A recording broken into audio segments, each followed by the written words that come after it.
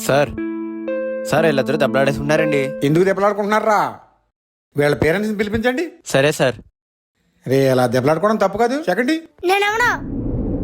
మా అబ్బాయి ఏమైనా తప్పు చేసి ఉంటే మా అబ్బాయి తరపున నన్ను క్షమించండి. ఏంటి మాస్టారు, పిల్లలు దెబ్బలాడుకుంటేనే దండించేస్తారా? అలా కాదండి. ఏంటి కదండి, వాళ్ళు ఫీజులు పెట్టి చదివిస్తున్నా ఇక్కడ. ఇంకోసారి కానీ ఇలా జరిగితే మాస్టర్ అని మర్యాద కూడా ఉండదు మీకు. పద.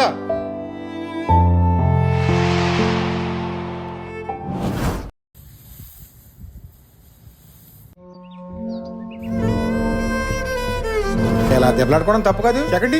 నేనెవనా?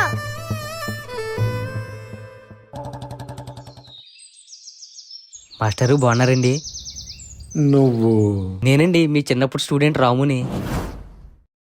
బాబు రాము, నువ్వా? ఏం చేస్తున్నావు అమ్మా? ఏదో మీ దయ వల్ల మంచి పొజిషన్లో ఉన్నాను మాస్టర్. సాఫ్ట్వేర్ జాబ్ చేస్తున్నాను.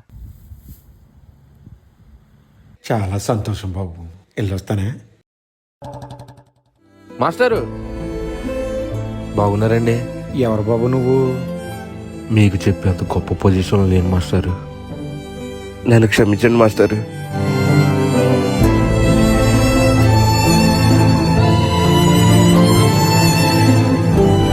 ఈ కథకి నీతి ఏంటంటే, ఎప్పుడైతే నీ గురువుని గౌరవిస్తావో అప్పుడే నువ్వు లైఫ్లో సక్సెస్ అవుతావు.